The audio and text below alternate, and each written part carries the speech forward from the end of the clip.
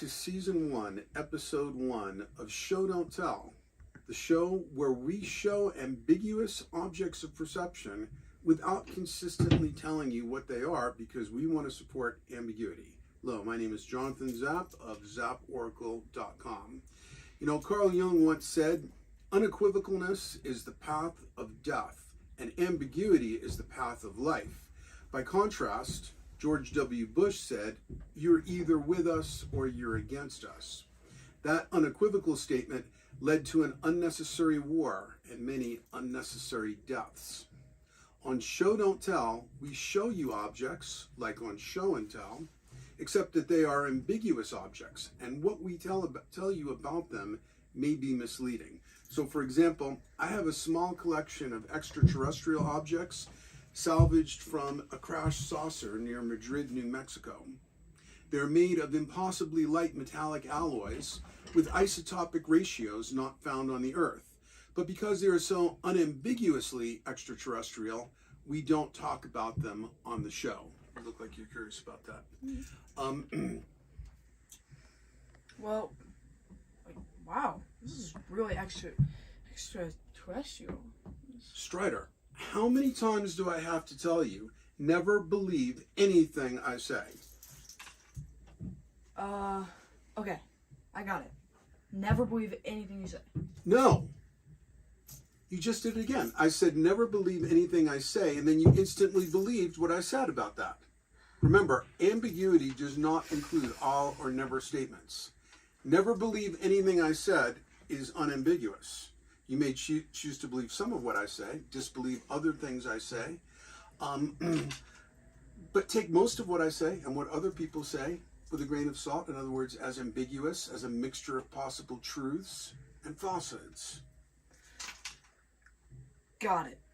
No, you just automatically believed what I said again. Forget what I say. Use your discernment. Why don't you let me on the camera? Because obviously, I can't trust anything you say. Okay, that's fine. Okay, all right. He wants to hold the camera now. Okay. So, he just took away Peyton's job as cameraman, but that's all right. Don't worry. Okay, yeah, you're right, Strider. You can't trust anything I say. And in this case, I was only pretending to hate your answers for comedic effect. Also, as a former school teacher, I can tell you there are no wrong answers. However, if there were, most of your answers would be prime examples. Ow. See how ambiguous that is? That's what we want, ambiguity. Is that clear? Yeah. Yes. No. Oh. Ambiguity is never clear. It's always unclear. Ambiguity makes never always statements.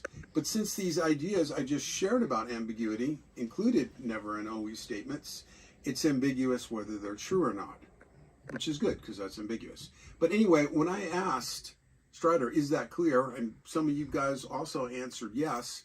That's another example of there being no wrong answers.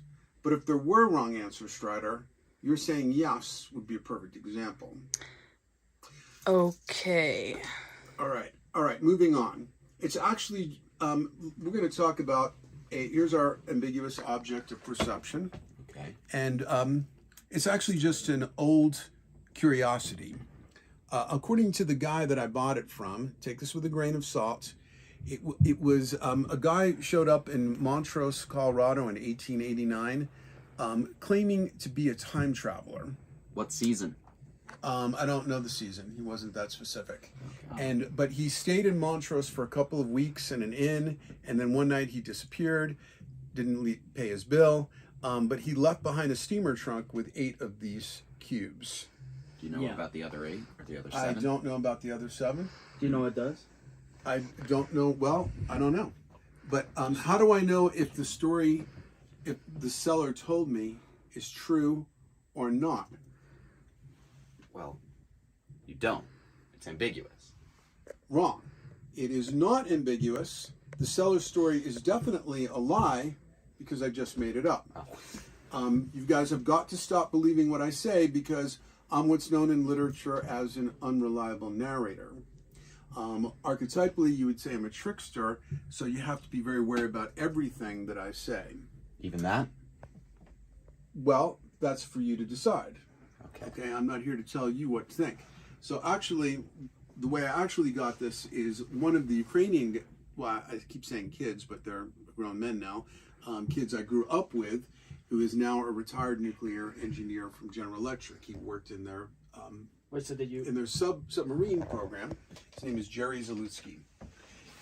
He worked in their nuclear sub department. He's retired now, lives in Schenectady, New York, and he sent me this. But this is actually not from a submarine. It's just a cube of spent. Here, why don't you hold that? It's a cube of spent plutonium from an old Soviet breeder reactor, decommissioned in the early 60s. Most of the radioactivity is gone. If you hold it in your hand for less than a minute, it's equal to maybe 6 chest X-rays. And haven't you been holding it for that long? No, I passed it to you. Oh. But maybe I held it a little bit longer than I'm supposed to. But I'm used to it, so it doesn't really kind of build up a tolerance to radioactivity. So I should, if I hold this for long enough, I should just decay. Now, you know I would not expose you to that kind of dangerous. This is actually just an electrode. Oh, okay. But it was salvaged, it came from an interesting place. It was salvaged from a World War II era battleship called the Philadelphia. What? And you can Google Battleship Philadelphia to verify that. And this particular electrode was from a massive Tesla coil. Near the end of World War II, you may already know this, the U.S. Navy began experimenting with an early form and not very successful form of stealth technology. Stealth technology? Like, which didn't work. It was a spectacular failure, actually. When they powered up the Tesla coils, see, they wanted it to disappear from enemy radar. They thought they could make a whole ship disappear from enemy radar. It didn't actually work. When they powered up the Tesla coils, it caused the mercury. Okay, so it was actually 6 Tesla coils, but there was a big pipe, copper pipe that went around them with mercury. And so the electromagnetic field, I'm not a scientist, so this is my understanding, would spin around at extremely high RPMs, which would create some kind of incredible scalar wave. And they thought this would make the ship invisible to radar. But Not invisible to the naked eye. That wasn't their intention. They just wanted to disappear from radar. But when they turned it on, the ship just didn't become invisible to radar. It disappeared altogether. so what does the cube exactly have to do with Well, it was just an electrode in that. And the reason why we have the electrode, even though the ship permanently disappeared, is they think it may have been vaporized into scalar waves. But the weird thing is that the 6 Tesla coils showed up back in Bell Labs in Chicago, where they've been built. And no one's been able to explain that. Bell Labs, not GE? Bell Labs. Okay. The Ukrainian kid was the guy who actually did work for General Electric, but Bell Labs was where they assembled the original Tesla coils. I don't know. This. You seem skeptical about that. I don't know. I mean, haven't you just been telling us to disbelieve things? Okay, but that doesn't mean you have to disbelieve everything, or it wouldn't be ambiguous. Yeah. Well, Does it have any special remnants? Okay, of well, anything? okay, so actually that is kind of made up. The truth is, you guys know I went on that 32-day road trip. I went to the Tucson Gem and Mineral Show, and I got this from some Pakistani guys. Okay. I've gotten some other stuff there for our friend Andrew's store, which is at the Mile High Flea Market. I highly recommend it. Andrew's store at the Mile High Flea Market. And I probably paid too much for it. You really have to know how to haggle with these kind of guys, especially from a place like Pakistan, because they're experts at it. So you never really know if you got a good deal unless you walk off and they call you back and you got to play these games. But my friend Michael Cremo wanted me to get him one of these because I found a smaller one.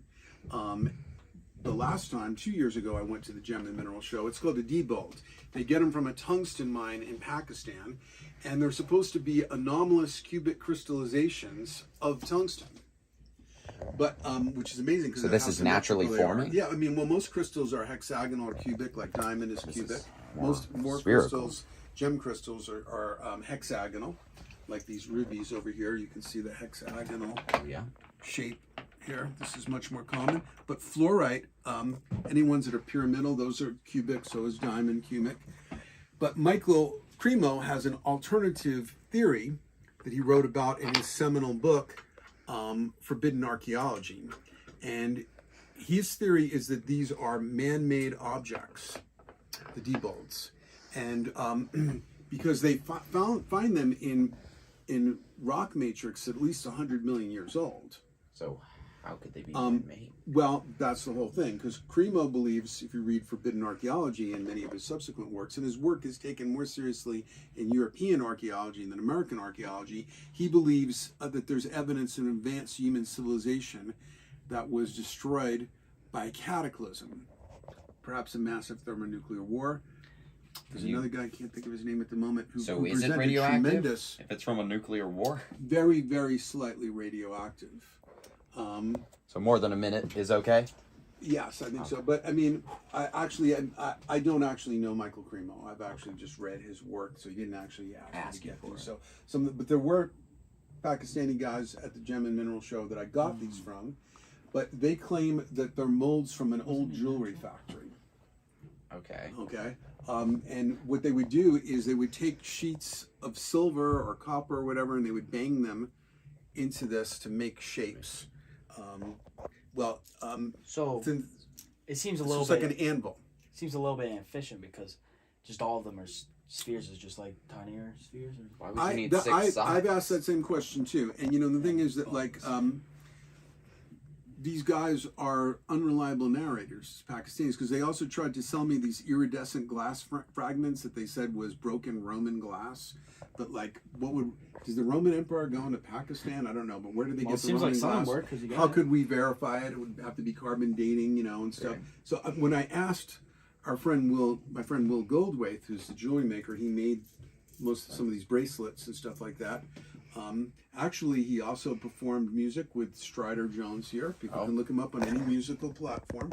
Strider Jones, and he was in the second song of his second album, Catch 22, called Willpower. But anyway, when I asked Will about this, he said that you could not, these holes are too small to hammer into them, even gold that's so malleable. Because you'd have to have like atomically pure gold. That would be very By difficult. the way, people don't know that Strider is a sound engineer and has made 2 albums, and it's because he's a lot older than he looked. You're like, what, 19 now, Strider? Yeah, almost 20. Almost 20. See, these child stars always look much older, or always are much older than they actually look. We look these guys know about because our they're age. child She's older than us. But, well, I mean, I know you're saying that to be nice, but anyway, Will says, but Will says you could only make absolutely atomically pure gold. He said that he doesn't believe that this was what the Pakistani guys said this is. Do you believe him? Hang on. I don't know who to believe. Hang on. Didn't you originally get this from like some guy in like a trunk, and now it's suddenly like a... No, well, those are all made up stories. I just got it from the Pakistani guys, but the thing is that I don't know that I believe their story about what it was. So even you don't So know this where is it's what, exactly. So if anybody knows. So this is what you would call in like antique dealing, you know, or art, an art dealer would call an object of unknown provenance. We really don't know what it is, right? And so therefore its identity is like an uncollapsed wave function, and it can be anything we say it is. And so therefore it's a catalyst for imagination. So one thing that we can do with all this is, for anybody who's watching this, can write their own story about what they think this is. Until it's observed. Because we don't know, nobody really knows what it is. Right. It's somebody. like Schrodinger's cat. You know, is it alive or dead? Is it even a cat? Maybe it is an. I don't think it's a cat. Maybe it's an AI that's made to look like a cat that will live or die based on whether the wavicle is a particle or a wave or something like Probably that. not Who a knows? cat. I think it's just Maybe an a art cat. piece, Okay. to be honest. I just heard a meow. Yeah, it's like Yeah. an art piece. It could be a Strider. cat that was freeze dried and like really compressed. Yeah. I don't know. Okay. So by the way, just so you know, no children were harmed in the making of this episode of Show Don't Tell. Strider and I were reading from a script and only pretending to be frustrated with each other, while Peyton and Indigo, who have extensive improv training from around 20 years of experience each being in the theater, had no lines at all and were told to improvise. Now, they're also child stars who are a lot older than they look. Peyton is 27, Indigo is 25. Get my ID out if They you never want. like to actually admit their age because they think that they will lose casting opportunities. But I know this from having been a child star myself in the 30s. That I'm a lot older than I look too, and a lot of people don't even believe me because the movies. Nobody watches my movies from the 30s anymore. They don't believe that I was a child star in the 30s. But I mean, so I'm older than I look. I mean, I even have some early memories of World War One. I remember after school we had to help the soldiers dig trenches, and it was so boring because we didn't have smartphones. I mean, I would have to listen to podcasts pre-recorded on cassette tapes, and the cassette tape recorder was about the size of this TV. And if you can step out of the way, I just want to show them. This is the kind of TVs we had, and everything was just so bulky in those days. It's really So anything, advanced. and Strider, if you could step out of the way of the screen there for a second. So we decided to have some things that were pre-written and other things that weren't. This was designed to be ambiguous, more ambiguous than if we had everything scripted or if we had nothing scripted.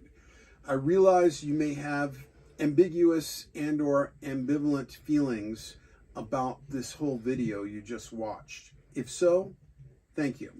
This is Jonathan Zapp of ZappOracle.com signing off.